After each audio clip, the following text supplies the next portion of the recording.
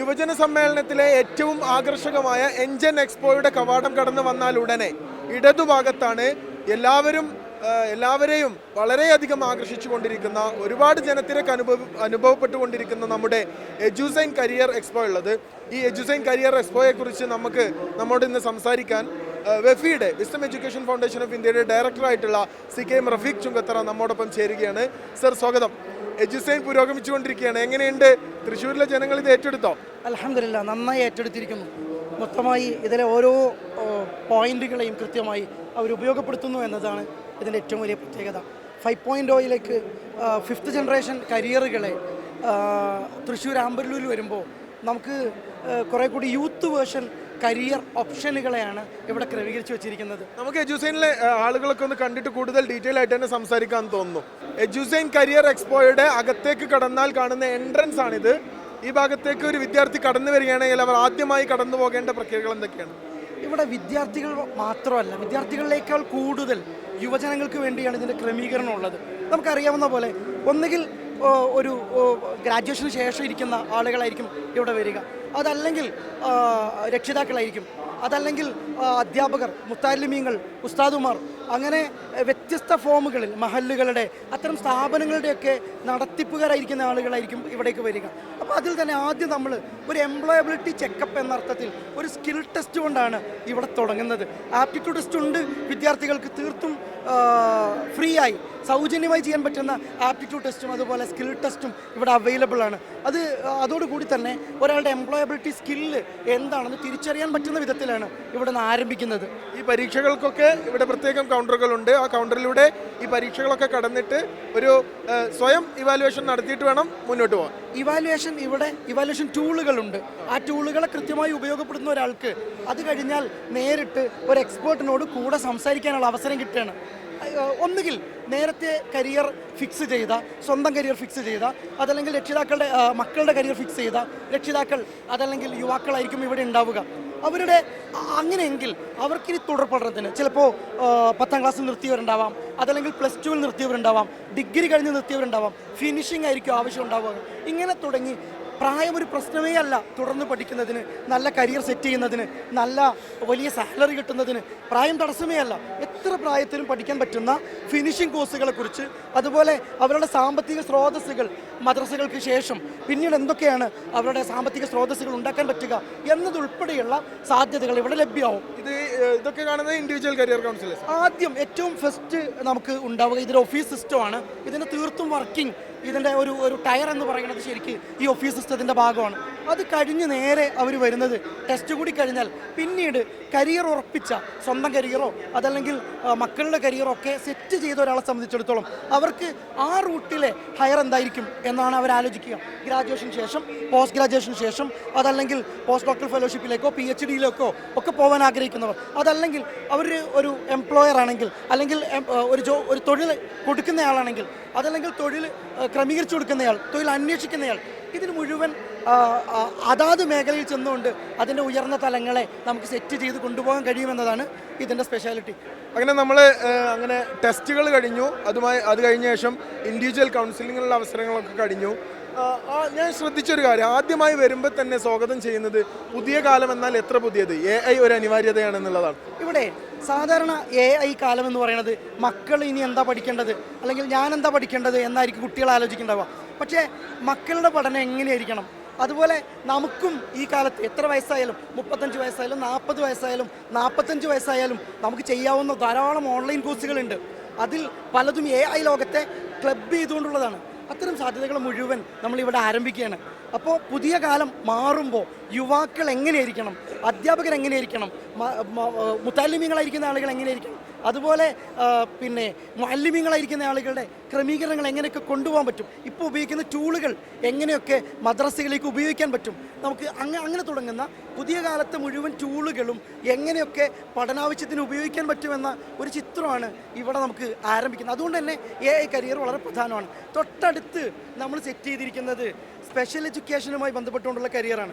എന്ന് പറഞ്ഞാൽ നമുക്കറിയാം, വളരെ ചെറിയ ലേണിംഗ് ഡിസബിലിറ്റി വരുമ്പോൾ തന്നെ മക്കൾ ഇനി ഇവർ സ്പെഷ്യൽ സ്കൂളിൽ പോയാൽ മതി, ഇനി ഇവരെന്ത് ചെയ്യേണ്ടതില്ല, ഇവരെ മെൻ്റൽ റിട്ടാർഡറാക്കി മാറ്റുന്ന സർട്ടിഫിക്കറ്റുകൾ ഉണ്ടാക്കി കൊടുക്കുന്ന കാലമാണ്. അതുകൊണ്ട് അങ്ങനെയല്ല, ഏറ്റവും രസകരമായി ഹാപ്പിനെസ്സോടു കൂടി ഒരു സ്പെഷ്യൽ തലത്തെ പഠിപ്പിക്കാൻ പറ്റുമെന്ന്, അങ്ങനെ വീട്ടിലെ അന്തരീക്ഷത്തെ മാറ്റാൻ പറ്റുമെന്ന്, നമുക്ക് സ്കൂളുകളെ ആ രൂപത്തിലേക്ക് ക്രമീകരിച്ച് കൊണ്ടുപോകാൻ പറ്റുമെന്ന് നമ്മുടെ സ്റ്റാളിൽ അബ്ദുള്ള സാറ് അതുപോലെ മുസ്തഫ സാറും ആ വിഷയത്തിൽ അതിന് മാത്രം എക്സ്പേർട്ടുകളായി അവർ ആ വിഷയത്തെ ക്രമീകരിച്ച് കൊണ്ടുപോകുന്നുണ്ട്. നമ്മൾ സ്പെഷ്യൽ സ്കൂൾ വിഭാഗത്തിലുള്ള സ്റ്റാളിലാണുള്ളത്. ഇവിടെ നമ്മോട് അബ്ദുള്ള സാറ്, മുസ്തഫ സാറ് സംസാരിക്കും. എങ്ങനെയുണ്ട് എഡ്യൂസൈനിലെ ആളുകളുടെ പ്രതികരണം? നല്ല പ്രതികരണമാണ്. നമ്മളെ ഒരു എന്താ പറയുക, സ്പെഷ്യൽ സ്കൂൾ എന്ന് പറഞ്ഞാൽ സ്പെഷ്യൽ എഡ്യൂക്കേഷൻ എന്ന് പറഞ്ഞ ഒരു പ്രത്യേക മേഖലയാണല്ലോ. അപ്പോൾ ഇവിടെ വരുന്ന ഇപ്പോൾ 5-6 പേര് കുട്ടികൾ അവരുടെ വിഷയമായിട്ട് സംസാരിക്കാൻ വന്നു. ഇന്നലെ ഒരാൾ പുതിയ സംരംഭം, അതായത് ഒരു സ്പെഷ്യൽ സ്ഥാപനം തുടങ്ങാൻ വേണ്ടി എന്തൊക്കെ ചെയ്യണം എന്നുള്ള രീതിയിൽ ഒരു പാനൂരുള്ള ഒരാൾ വന്നിട്ട് കാര്യങ്ങളൊക്കെ ചോദിച്ചു. പിന്നെ എക്സ്പേർട്ടുകൾ 1-2 അധ്യാപകർ വന്നു. അങ്ങനെ മൊത്തത്തിൽ നല്ല പ്രതികരണമാണ്. നമുക്ക് പറ്റുന്ന രീതിയിലൊക്കെ അവരെ സപ്പോർട്ട് ചെയ്ത് വിടുന്നുണ്ട്. ഇങ്ങനെ AI തുടങ്ങി സ്പെഷ്യൽ സ്കൂൾ സെഷനുകൾ തുടങ്ങി വിവിധ ഇനം അവസരങ്ങളുടെ വലിയൊരു സാധ്യത ഇവിടെ ഇങ്ങനെ ഒഴുകിക്കൊണ്ടിരിക്കുകയാണ്. നമുക്ക് ഓരോന്നും വളരെ ചുരുക്കത്തിൽ തന്നെ പരിചയപ്പെടാൻ തോന്നുന്നു. ഇവിടെയൊക്കെ കോർപ്പറേറ്റ് സെക്ടർ, അതുപോലെ ഡിസൈനിങ്, CA തുടങ്ങി പലതും കാണാൻ കഴിയുന്നുണ്ട്. നമുക്ക് ഓരോന്നിനെ കുറിച്ച് സാറോട് തന്നെ ചോദിച്ചു നോക്കാം. സാർ, ഇതിലേ കോർപ്പറേറ്റ് കരിയർ എന്ന് പറയുമ്പോൾ ശരിക്കും ഒന്ന് ഓൺടർപ്രണർഷിപ്പിലേക്ക് പോകുന്ന ആളുകളുണ്ടായിരിക്കും, സ്റ്റാർട്ടപ്പുകൾ ആരംഭിക്കാൻ ആഗ്രഹിക്കുന്ന ആളുകളുണ്ടാവും. മാത്രമല്ല ചില കോർപ്പറേറ്റുകളിലേക്ക് കയറി വഴി അറിയാത്തവരുണ്ടായിരിക്കും. ഗ്രാജുവേഷൻ കഴിഞ്ഞ ഈ യുവാക്കൾക്ക് അവരുടെ ക്വാളിറ്റി മെയിൻറ്റെയിൻ ചെയ്തുകൊണ്ട്, അവരുടെ ഭാഷ ശരിയാക്കിക്കൊണ്ട്, അവരുടെ കമ്മ്യൂണിക്കേഷൻ സ്കില്ലുകൾ ശരിയാക്കിക്കൊണ്ട് അവർക്ക് മുന്നോട്ട് പോകാൻ പറ്റും എന്നതാണ്. അപ്പോൾ അതിന് പറ്റുന്ന വിധത്തിൽ എങ്ങനെയാണ് CV തയ്യാറാക്കുന്നത്? യുവാക്കളെ സംബന്ധിച്ചിടത്തോളം CV തയ്യാറാക്കുക, ഗ്രാജുവേഷന് ശേഷം ഒരു ജോബിലേക്ക് അപ്ലൈ ചെയ്യുമ്പോൾ CV തയ്യാറാക്കുന്നതിൻ്റെ ടെക്നിക്സ് എന്തൊക്കെയാണ്? അതുപോലെ ഗ്രൂപ്പ് ഡിസ്കഷനുകൾ ഉണ്ടായിരിക്കും, ഇൻ്റർവ്യൂകൾ ഉണ്ടായിരിക്കും, അതുപോലെ HR മാനേജറായിട്ടായിരിക്കും കമ്മ്യൂണിക്കേറ്റ് ചെയ്യേണ്ടി വരിക. ഒരു കോർപ്പറേറ്റിലേക്ക് കയറി ചെല്ലുമ്പോൾ, ഒരു ജോലി പ്രൊവൈഡറിലേക്ക് ചെല്ലുമ്പോൾ എന്തൊക്കെ സെറ്റുകളാണ് നമ്മൾ ചെയ്യേണ്ടത്? നമ്മുടെ സാമ്പത്തിക സുരക്ഷിതാവസ്ഥ നമ്മൾ എങ്ങനെയാണ് ഉറപ്പുവരുത്തേണ്ടത്? അതിന് പറ്റുന്ന വിധത്തിൽ CA ഉള്ള, CMA ഉള്ള, CMA US കഴിഞ്ഞ, CMA ഇന്ത്യ കഴിഞ്ഞ, അതുപോലെ CS കഴിഞ്ഞ, ഇത്തരം ഓരോ കോർപ്പറേറ്റ് മേഖലയിലേക്ക് പോകുന്ന വ്യത്യസ്ത കരിയറുകളുടെ ഒരു സെറ്റ് തന്നെ നമ്മൾ AIക്കും സ്പെഷ്യൽ സ്കൂളിന് ശേഷം ഇവിടെ ക്രമീകരിച്ച് വെച്ചിട്ടുണ്ട്. ഇനി കുറച്ചുകൂടി അങ്ങോട്ട് സഞ്ചരിക്കുമ്പോൾ ഇവിടെ ടീം സെൻറ്റേഡ് ഇൻട്രാക്ഷൻ്റെ സ്റ്റൈലിൽ നമുക്ക് പാരൻറ്റിങ്, പുതിയ കാലത്ത് പാരൻറ്റിങ് ഒരു വലിയ കലയാണല്ലോ. ശരിക്കും കുട്ടി ജനിക്കുന്നതോടുകൂടി ഒരു അമ്മയും അച്ഛനും ജനിക്കുന്നുണ്ട്. അതുവരെയും അയാളൊരു ആണും ഒരു പെണ്ണു മാത്രമാണ്. പക്ഷേ കുട്ടി ജനിക്കുന്നതോടുകൂടി ഇയാൾ അച്ഛനും അമ്മയും അല്ലെങ്കിൽ ഉപ്പയും ഉമ്മയായിട്ട് ജനിക്കുക. പിന്നീടൊരു വളർച്ചയുണ്ട്. ഈ ഉപ്പയ്ക്കും ഉമ്മയ്ക്കും ഈ 0 ഏജിൽ നിന്ന് കുട്ടി ജനിച്ച അന്ന് മുതൽ അവർക്കും കുട്ടിയുടെ കൂടെ ഒരു വളർച്ചയുണ്ട്. ആ വളർച്ച എങ്ങനെയാണ് സാധ്യമാവുക എന്നത് ടീം സെൻറ്റേഡ് ഇൻട്രാക്ഷൻ്റെ സ്റ്റൈലിൽ തന്നെ നമ്മൾ ക്രമീകരിച്ച സ്റ്റാളുകളുണ്ട്. അതുപോലെ കമ്മ്യൂണിക്കേറ്റീവ് ഇംഗ്ലീഷിൻ്റെ വ്യത്യസ്ത തലങ്ങളെ നമുക്ക് അവതരിപ്പിക്കുന്ന, വളരെ രസകരമായി ഇംഗ്ലീഷ് പഠിക്കാൻ പറ്റുന്ന വിധത്തിൽ ഉള്ള ക്രമീകരണങ്ങൾ ചെയ്തു വച്ചിട്ടുണ്ട്. അതായത് നമ്മൾ ഇതുവരെ കണ്ടത് അവിടെ ഇൻഡിവിജ്വലി കൗൺസിൽ ചെയ്തു കൊടുക്കുന്ന വളരെ എക്സ്പേർട്ടുകളായിട്ടുള്ള കൗൺസിലർമാരായിരുന്നു. ഈ ഒരു ഭാഗത്ത് ഇവിടെ ഇതാ ലൈവ് ട്രെയിനിങ് നടന്നുകൊണ്ടിരിക്കുന്നത്. ഇത് കമ്മ്യൂണിക്കേറ്റീവ് ഇംഗ്ലീഷ് ആണെന്ന് തോന്നുന്നു അല്ലേ?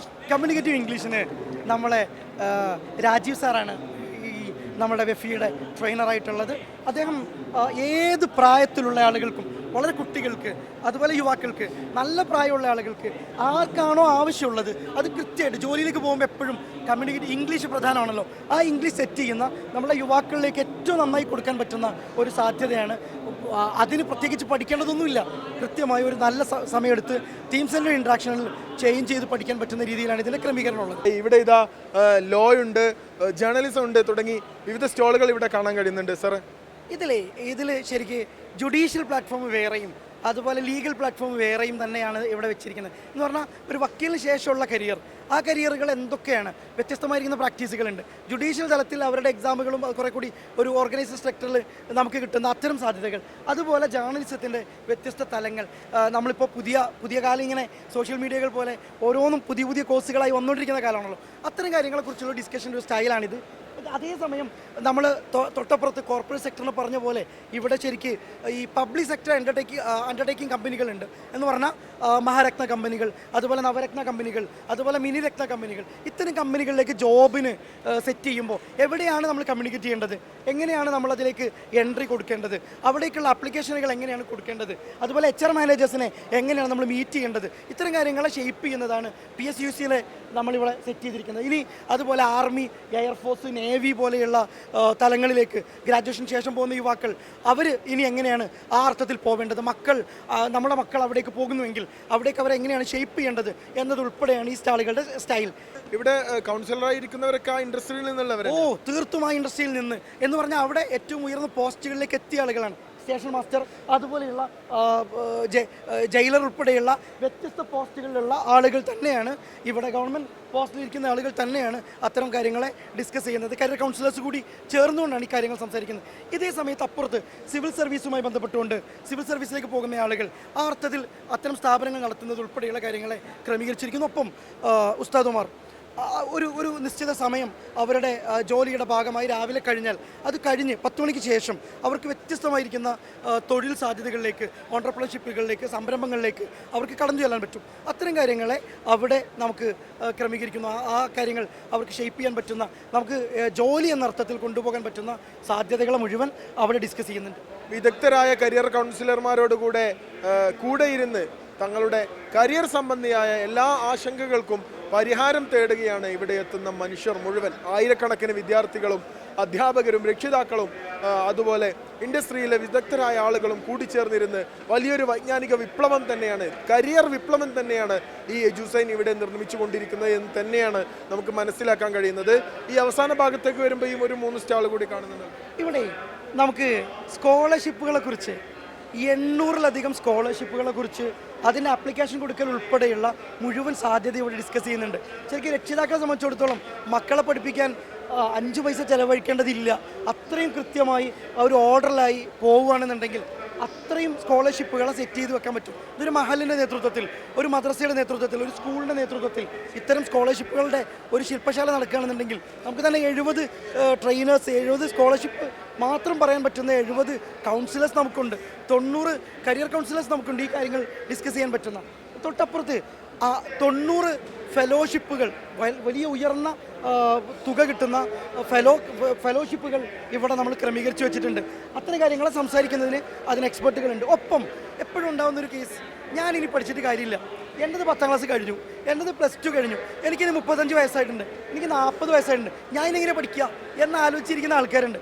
എന്നാൽ അങ്ങനെ ഒരു പ്രശ്നമേ ഇല്ല. വയസ്സ് പ്രയാസവും ഇല്ല. നമുക്ക് എത്ര വേണമെങ്കിലും പഠിക്കാൻ പറ്റും. തുടർ പഠനം എന്ന അർത്ഥത്തിൽ പാതി വഴിയിൽ മുടങ്ങിപ്പോയ 10ാം ക്ലാസ്സോ +2ഓ ഡിഗ്രിയോ എന്തും ആയിക്കോട്ടെ അത് മുഴുവൻ ചേർത്ത് വെക്കാൻ കഴിയുമെന്നതാണ്. തൊട്ടപ്പുറത്ത് ചില സ്റ്റാളുകൾ ഡിസ്കസ് ചെയ്യുന്നുണ്ട്. ബിരുദം എടുത്ത ആളുകൾ, മതബിരുദം എടുത്ത ആളുകൾക്ക് ശരിക്കും ഓക്സ്ഫോർഡ് യൂണിവേഴ്സിറ്റിയിൽ പഠിക്കാം. അതുപോലെ ഒരു മുത്തവൽ ബിരുദം എടുത്ത, മുഖ്തസർ ബിരുദം എടുത്ത ആളുകൾക്ക് ഓക്സ്ഫോർഡ് യൂണിവേഴ്സിറ്റിയിൽ പഠിക്കാം, കേംബ്രിഡ്ജ് യൂണിവേഴ്സിറ്റിയിൽ പഠിക്കാം, ഇന്ത്യയിലെ ഏറ്റവും ടോപ്പ് യൂണിവേഴ്സിറ്റികൾ പഠിക്കാം. അത്തരം പഠനങ്ങളെക്കുറിച്ച് കൂടി ഇനി എന്താണ് ചെയ്യേണ്ടതെന്ന് കൃത്യമായി ഷെഡ്യൂൾ ചെയ്യുന്ന സ്റ്റാളുകൾ നമുക്കിവിടെയുണ്ട്. എനിക്ക് തോന്നുന്നത് ഇവിടെ വിദ്യാർത്ഥികളെക്കാൾ ഒരു പക്ഷേ SYSന്റെ സമ്മേളനമാണ്. നാട്ടുകാരായ ഒരുപാട് പേർ വരുന്നുണ്ട്, മുതിർന്നവരായ ഒരുപാട് പേർ വരുന്നുണ്ട്. അവർക്കൊക്കെ ഇത് വലിയൊരു ഉപകാരമാകുന്നു. തീർത്തും ഇതിൽ ഏറ്റവും നന്നായി ഫോക്കസ് ചെയ്യുന്നത് യുവാക്കളെയും അതുപോലെ രക്ഷിതാക്കളെയും അതുപോലെ ഉസ്താദുമാരെയും അതുപോലെ ഒരു സ്ഥാപനങ്ങളുടെ മാനേജറായി, സ്ഥാപനങ്ങളുടെ നടത്തിപ്പുകാരായി നടക്കുന്ന ആളുകളുണ്ടല്ലോ, അവർ ഇനി എങ്ങനെയാണ് ഫോക്കസ് ചെയ്യേണ്ടതെന്ന്, ഇനി എങ്ങനെയാണ് ചിന്തിക്കേണ്ടതെന്ന്, വെഫി എങ്ങനെയൊക്കെ അവർക്ക് ഉപയോഗിക്കാൻ പറ്റുമെന്ന് തീർത്തും വ്യത്യസ്തമായിരിക്കുന്ന 36 പ്രൊജക്റ്റുകൾ തന്നെ വെഫിക്ക് മഹല്ലുകൾ നടത്താൻ പറ്റുന്ന, സ്ഥാപനങ്ങൾ നടത്താൻ പറ്റുന്ന, അങ്ങനെ ലാംഗ്വേജിൻ്റെ, നേരത്തെ നമ്മൾ കമ്മ്യൂണിക്കേറ്റീവ് ഇംഗ്ലീഷിനെ കണ്ടല്ലോ, ഇതുപോലെ വ്യത്യസ്തമായിരിക്കുന്ന ദഅവ കോളേജുകളുടെ, അതുപോലെ ഹിഫ്ളുൽ ഖുർആൻ കോളേജുകളുടെ, മദ്രസകളുടെ, ഇങ്ങനെ തുടങ്ങി ഒരു കൂട്ടം സംവിധാനങ്ങളുടെ ഒരു മോഡൽ അക്കാഡമിയുടെ സിസ്റ്റം നമ്മൾ ക്രമീകരിച്ച് വെച്ചിട്ടുണ്ട്. അത്തരം കാര്യങ്ങളൊക്കെ ഉപയോഗിക്കാം. ഇവിടെ വരുന്ന ഒരാളും ഈ പറയപ്പെടുന്ന സ്പോട്ടുകൾ ഒരിക്കലും മിസ് ചെയ്യരുത്. തീർത്തും ഇത് എക്സ്പീരിയൻസ് ചെയ്തുകൊണ്ട് തന്നെ പോകണം. ഇവിടെയുള്ള മുഴുവൻ റിസോഴ്സുകളെയും ഉപയോഗിക്കണമെന്നാണ് പ്രത്യേകം അടിവരയിട്ട് പറയാനുള്ളത്. Okay, thank you so much sir, ഈ അവസരത്തിൽ ഞങ്ങളോട് പ്രതികരിച്ചതിന്. ഏതായാലും എജുസൈൻ SYS യുവജന സമ്മേളനത്തോടനുബന്ധിച്ച് ആമ്പല്ലൂരിൽ വലിയ വിപ്ലവം രചിച്ചുകൊണ്ടിരിക്കുകയാണ് വിദ്യാർത്ഥികളും. തങ്ങളുടെ കരിയറിനെ കുറിച്ച് ആശങ്കയുള്ള എല്ലാവരും ഇവിടെ വന്നുകൊണ്ടിരിക്കുന്നു. ഇവിടെ വരുന്നവർ ശ്രദ്ധിക്കേണ്ട കാര്യങ്ങളാണ് WIFI ഡയറക്ടർ കൂടിയായിട്ടുള്ള CKM റഫീഖ് ചുങ്കത്തറ നമ്മളോട് സംസാരിച്ചത്. എല്ലാവരും എഡ്യൂസൈൻ ഉപയോഗപ്പെടുത്തുക, ഇതിൻ്റെ എല്ലാവിധ സൗകര്യങ്ങളും നിങ്ങൾ ഉപയോഗപ്പെടുത്തുക. നിങ്ങളുടെ കരിയറിൽ ആവശ്യമായ എല്ലാ കാര്യങ്ങൾക്കും ഇവിടെ പരിഹാരമുണ്ട്.